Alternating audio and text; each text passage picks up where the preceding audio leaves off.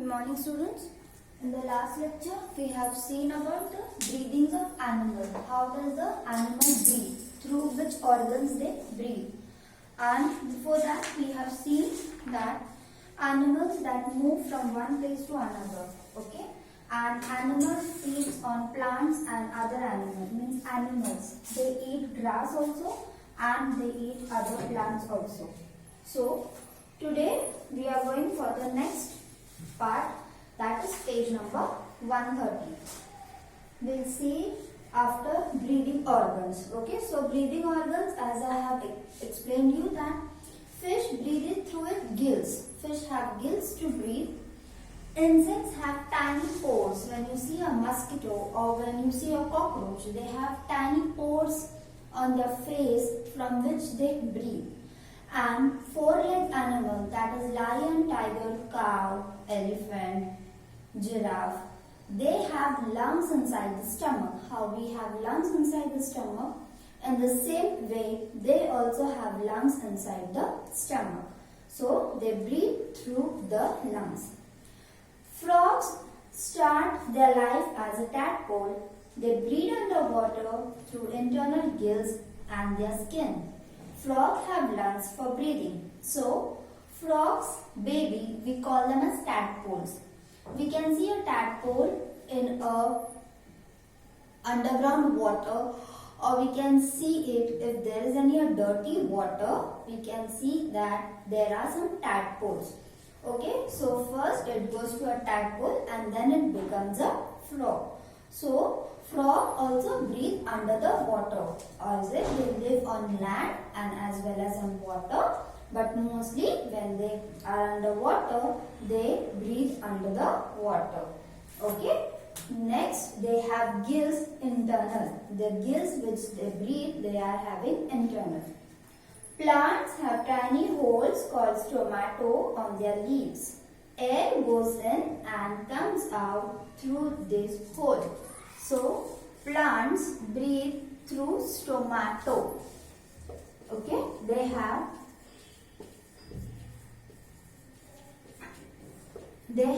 tiny holes. Okay, if you have a microscope or microglass and you take a leaf and you see in that microscope or microglass, you can see that the leaves having a tiny spots, and on that or on through they breathe, and so we call them as stomata. Let's go to page number 131. Sense organs. Okay, animals have eyes, ears, nose, tongue and skin. These are the sense organs which help to sense the world outside. Plants do not have the same sense organs. So, animals, as we have eyes, ears, nose, tongue, skin, mouth, teeth, in the same way, animals have eyes, ears, mouth, skin, etc. Okay? So, they have these sense organs, and with this sense organs, they know that if there is a stone, and if a dog is saying that there is a stone, and if I go, I will get hurt. That means he is having the sense organ of the skin. If he is getting hurt of the eye, he can't walk. The dog can't walk. That means again there comes the sense organs. So, all animals have eyes, ears, nose, tongue and skin. And with these sense organs, they continuously respond to the environment. But plants, they don't have sense organs. They only have a leaf, in that stomata is there, and with the stomata they take in air, breathe in and breathe out. Next, we'll go to the reproduction. All living things reproduce. Animals like bird, insect and snake lay eggs. So, birds, you have seen birds, okay, insects and snake. Okay, they reproduce by eggs.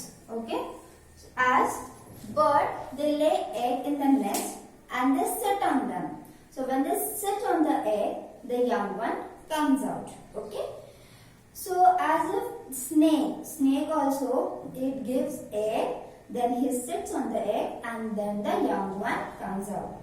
So when these eggs hatch, the young ones comes out. But animals like cat and elephant give birth to the young ones directly. So if you see a dog, goat, cow, okay, they directly give out. They directly give out young ones, okay? They don't give eggs, but they directly give birth to a baby. As we human give directly birth to a baby, if it's a boy or if it's a girl. In the same way, animal also give directly birth to a baby, whether if it is a boy or if it is a girl. So for birds, we'll say that bird, insects and snake that lay eggs. But dog, cow, cat, lion, tiger, they directly give birth to the young ones. Plants produce fruits which have seeds in them. These seeds germinate and give rise to new plants. Some plants grow from a part of a plant like stem, root and leaves. So, plants. How does plant grow? Plants grow by seeds. Okay? If you put a seed in a pot, then only a plant comes. And after plant, leaves, and after leaves comes the fruit, and then we eat the fruit. And inside the fruit, what is the seed? Again we sow it in the pot. So, this is a reproduction cycle. So, seed germinates. If we put a seed inside the pot, then only we will get a new plant. But if we don't put any seed, we will not get any plant in the environment. Okay? So, to get a new plant or to rise a new plant, we need a seed, and so we call them as seed germination. The egg of an ostrich is the largest. A single egg weight is about 2 kg approach. So, when you see a ostrich, everybody know what is an ostrich. So, the ostrich egg is 2 kg. Okay, ostrich. It is a biggest, or we can say largest egg product. We can say as it is a largest egg in the world. Ostrich, it's an bird. It gives the largest egg. The weight of the egg of an ostrich is 2 kg. Okay. Next, we'll go to the difference between plants and animals. Animals depend on plant and plants depend on animal.